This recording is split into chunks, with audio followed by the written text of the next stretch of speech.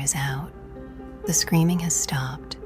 The smoke is drifting across the horizon, thin and gray against a pale dawn. You are standing in the wreckage of what you used to call normal. You look at your phone. It works, but the feed is different. The noise is gone.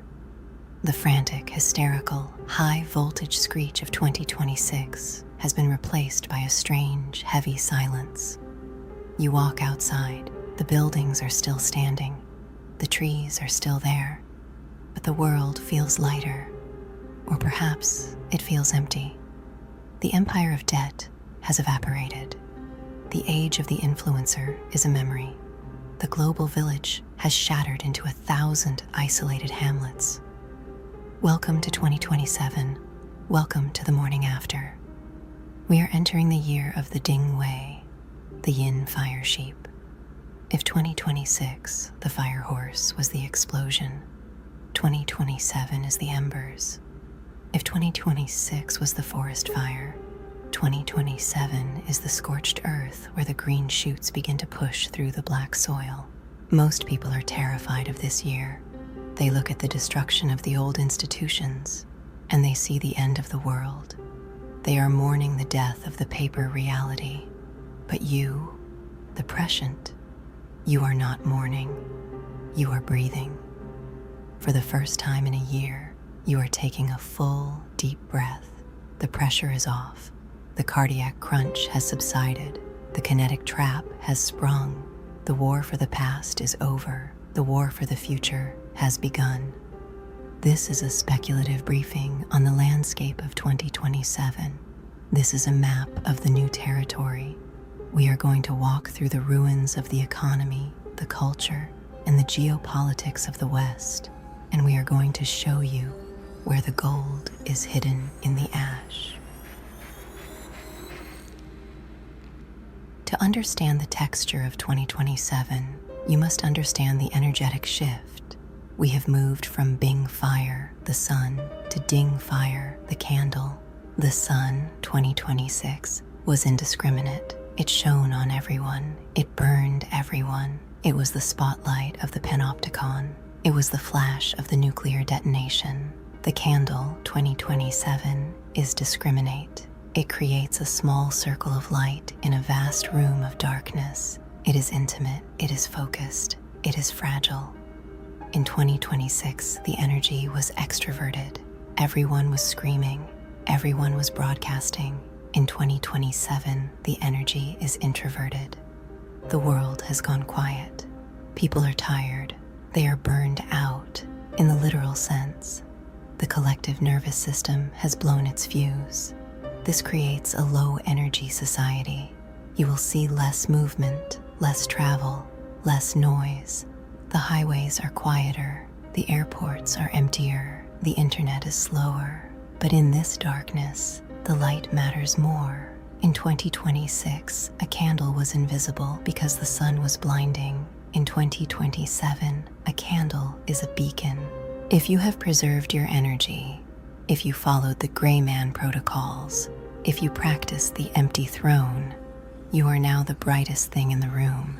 You are the torchbearer in the dark age. The most visible change in 2027 is the end of the global internet. The fire horse burned the bridges. Saturn and Aries built the walls.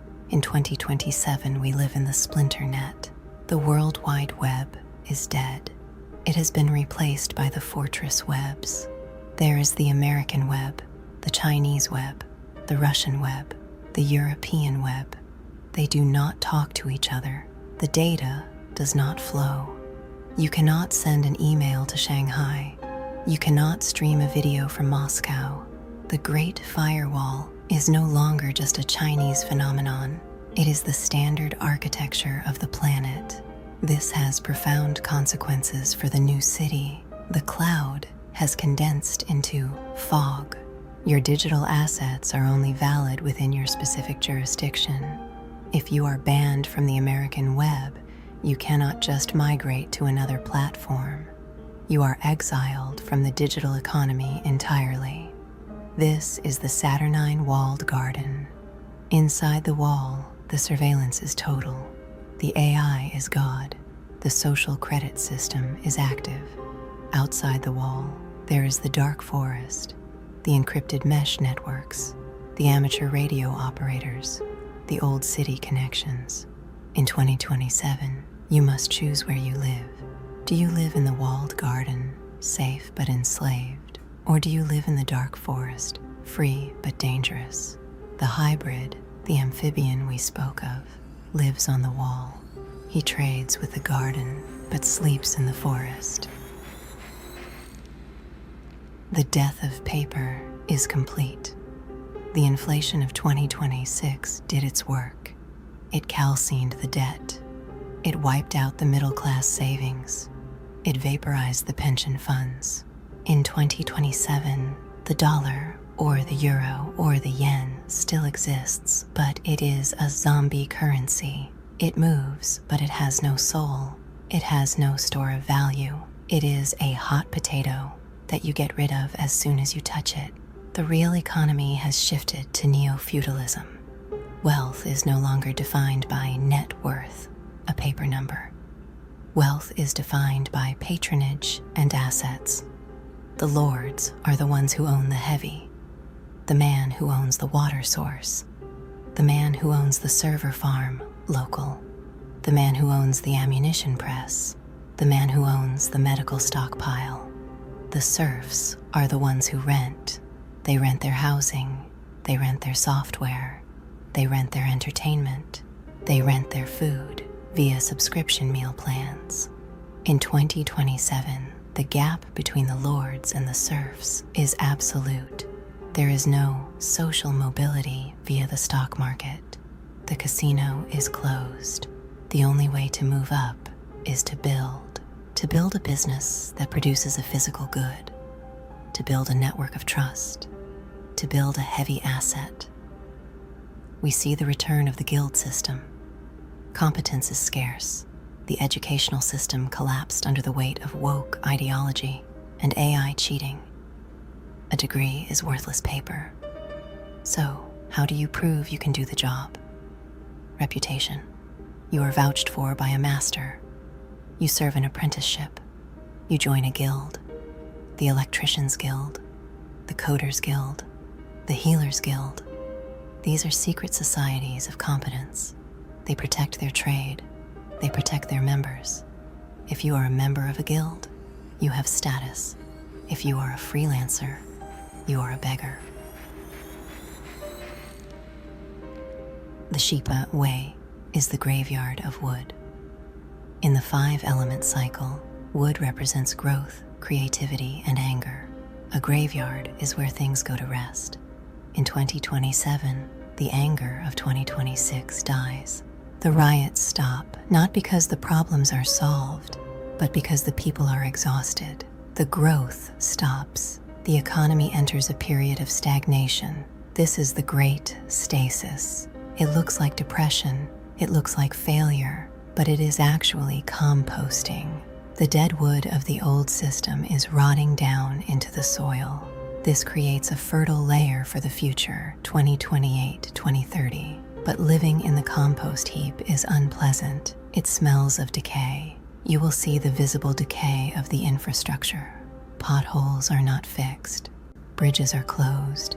Streetlights are out. The state has retreated to the core. It protects the capital, the military bases, and the tax collection centers. It abandons the periphery. If you live in the periphery, rural areas, outer suburbs, you are on your own. There is no police. There is no ambulance. There is only your tribe. This is the return of the sheriff. Local communities form safety committees. They police themselves. They pave their own roads. They fix their own grid. This is coagulation in action. The state dissolves, liquid, and the local community solidifies, solid. In 2027, your zip code is your destiny. If you live in a high-trust zip code, you are safe. If you live in a low-trust zip code, you are in the Lord of the Flies. What is the mood of 2027? It is sober. The intoxication of the boom is gone. The hysteria of the bust is gone. What remains is the hangover and the clarity that comes with it. People are quieter, they speak less, they listen more. The digital narcissism of the 2020s, the endless selfies, the main character energy is seen as cringe. It is seen as a relic of a dead age. The new status symbol is privacy. I am so rich, powerful, smart that you cannot find me on Google. I am so secure that I do not need to post about my lunch. We see a massive return to spirituality, not organized religion, which is part of the old wood rotting away, but mysticism. People have seen the abyss. They have seen the fragility of the material world. They want answers that the science and the state cannot provide. They turn to the esoteric, to the occult, to the ancient traditions. The prescient worldview, the cyclical, alchemical, astrological view of reality, moves from the fringe to the center. People realize that the rationalists were the ones who were crazy because they ignored the laws of nature. The sovereign mind emerges. This is the human being who has survived the fire. They are hardened, they are skeptical, they are self-reliant. They do not believe the news, they do not believe the bank, they do not believe the politician.